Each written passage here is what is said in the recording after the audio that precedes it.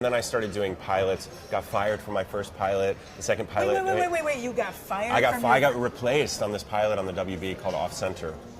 Why? What did you do? Someone at the network didn't like my face or something. Aww. Yeah. Hey, here's our tea. I'm sorry. No, that's all right. Everything worked out okay.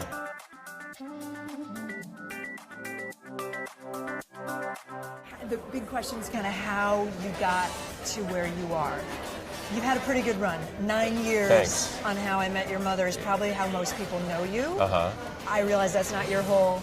Yeah. Want to talk about how that's not your whole life? But I mean, we can. Yeah. Is it good or bad if I tell you that I watched all 9 seasons with my husband? That's complicated. I actually love meeting people who've never seen the show because I feel like they're coming at me, and I can. But I also love that people love the show, and I wouldn't be sitting here talking to you without that show. True. So I have a lot of gratitude for it. But it's one of those things where there's my career from now on is always going to be on some level a response to having done that for so long. So when I was looking for roles post that, it was like no single guys in big cities. Like that was kind of a rule. You're looking for something different. Different. Let's go back for a second. You grew up in Ohio. Yeah, outside Columbus, right? In Columbus, essentially, yeah. Okay. And your family, is it a theater family? No. I thought I read that your mom was a guidance counselor? Yeah, she was for years. My dad was a trial lawyer. He's now retired. So no Hollywood. No. So how on earth do you get here? How do you go from Well, that was part of the Columbus? challenge because I didn't know anyone who was in the business. I didn't have like the aunt, the kooky aunt I could call or something. It's not like your dad got you casting auditions. No. That's actually a great source of pride for me that I didn't kind of have those connections and was able to. In high school, is there a moment where you just went, this is what I'm going to do? Yeah, it was the second musical I did was Cabaret. I played the MC. And I had my guidance counselor at the time, her name was Donna Oreski. She came up to me after the play, she's like, you gotta come see me first thing Monday morning. So I went into her office. And are you thinking you're in trouble? Well, she was stern, right? And she said, you are never allowed to stop acting. She said, even if you become a lawyer, you need to do community theater. And she made me promise her. It was like this very intense moment. And I had a lot of people, the thing that's so sweet about doing Rise is I had so many mentors along the way who believed in me when I kind of didn't believe in myself. They just thought I could do this, And they encouraged you. Can't overstate how important it is to have someone see something in you that you maybe don't see yet and pull it out of you. So I had a lot of that. I mean, I didn't know how hard acting was or not. I mean, I knew that everyone talks about, like I had an uncle when I was moving to New York say like, I hope you're good at waiting tables. You know what I mean? Stuff like that. Yeah. So there's this cultural but you're young idea. And you're kind of naive about it, right? Kind of, but I still was terrified. I still had a lot of anxiety about it. And then, but getting into NYU helped with the confidence. First acting, like real acting role was? I understudied at Manhattan Theater Club right when I got out of school and took over a role. The actor left, so I got to play a role off Broadway at this great theater for 3 weeks. I got my equity card through that. That's good. Didn't work for a couple months, got a job at Baltimore Center Stage. Didn't work for a lot of months, got another theater job, started to get little TV guest spots. Yeah, you were like a kind of recurring guest on some I did things, some right? guest stuff, and then I started doing pilots, got fired from my first pilot, the second pilot. Wait, you got fired? I got replaced on this pilot on the WB called Off Center. Why? What did you do? Someone at the network didn't like my face or something. Yeah. Hey, here's our tea. I'm sorry. No, that's all right. Everything worked out okay. It worked out all right. Yeah, I think it was. I think it was a good thing. Is it one of those blessings in disguise? 100%. Yeah. But it was. Thank you. It was a great moment. It was one of those moments where you kind of realize how strong you are. Because I could have said, Hollywood rejected me, TV rejected me. But that's interesting because I think every time I've talked in the drink to successful people, they have these moments. Enjoy it. Thank you so much. These setbacks and these forks in the road where it's like, oh crud, I just got cut from the pilot. Totally. What am I going to do? Yeah, they're super important. They're like they're those that which doesn't kill you. Makes you moments. strong. Yeah. Because when people say like, oh, I'm afraid of doing this because I'm afraid I'll fail, and it's like failure is guaranteed. Like 100% you're going to fail. It's just a matter of like, can you string together those failures so it turns into something called success. How do you get How I Met Your Mother? Do you find them? Do they find you? I had developed a reputation as an actor who was very selective about what I would even audition for. That my agent at the time encouraged me. She said, the only power you have right now is no. Okay. So say no when you don't like something. And I've always had a good sense of like what material I could meet and do well at. Yeah. So I read that pilot. It was sent to me by my agents, and I read it, and I immediately knew how to play the guy. I immediately knew where the pitfalls were. I knew how to get the feeling of it without tipping too much into sentimentality. I knew how to get the funny without being too goofy or broad. Like, I just understood the tone they were going for. And then Carter and Craig, who created the show, told me this, later after I'd gotten the role, that the casting director said, look, I have your Ted, but he's very picky. He doesn't like to come in and audition for a lot of stuff. So I came in, I was the first person they saw on the first day. And to them, I was like some big star who was like gracing them. Because really? I had this reputation. They said, oh, he's coming in to read for us. This is amazing. Wow. And I remember it was pouring rain.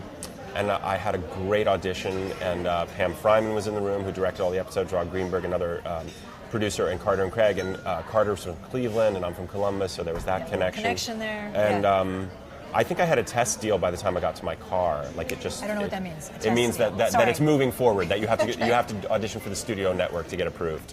So all this stuff, I found that. So it happens really fast. When it's working, it's happening really fast. Otherwise, you're like, they have you on hold, or you're in a list of other people that they like. But I was the only person they ended up bringing to the network. How old were you at that time? I think I was 29. I have this feeling like you probably had no idea what was about to happen. Not to really. you. It was my fourth pilot that I shot.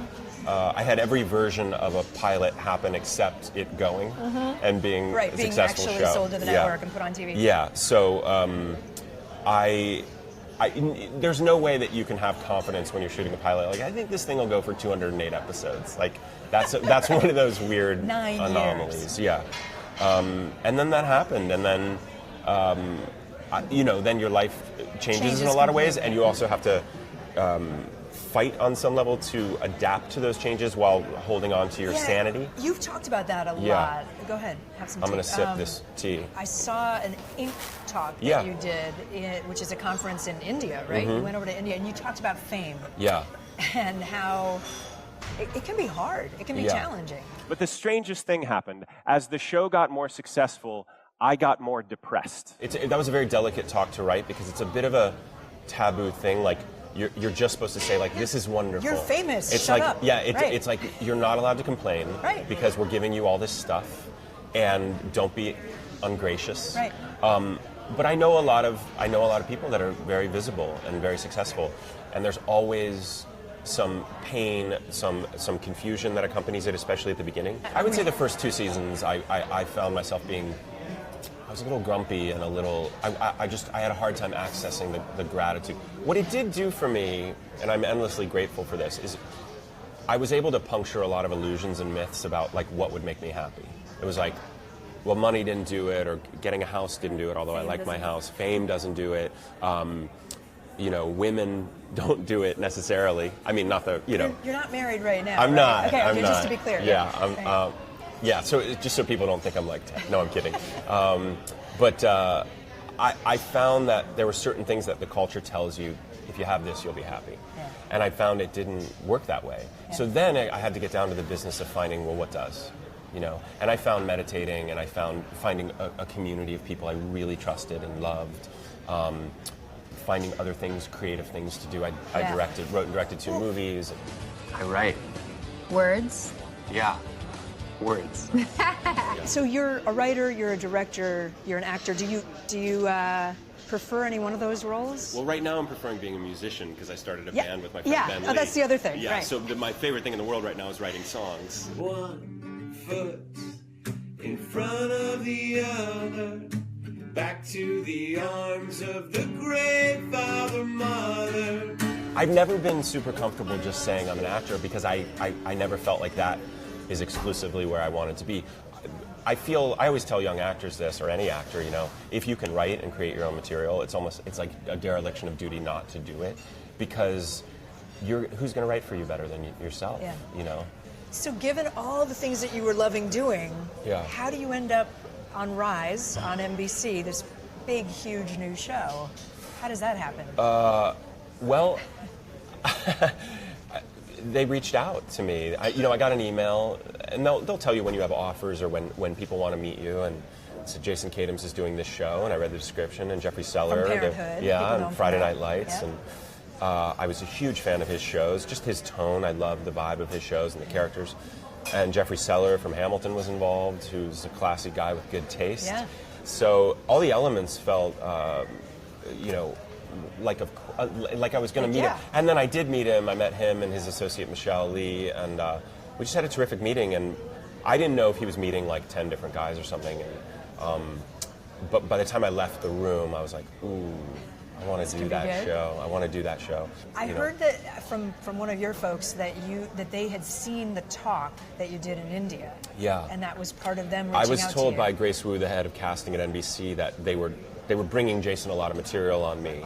I mean, he knew who I was, but he was trying to see some other stuff. Sure.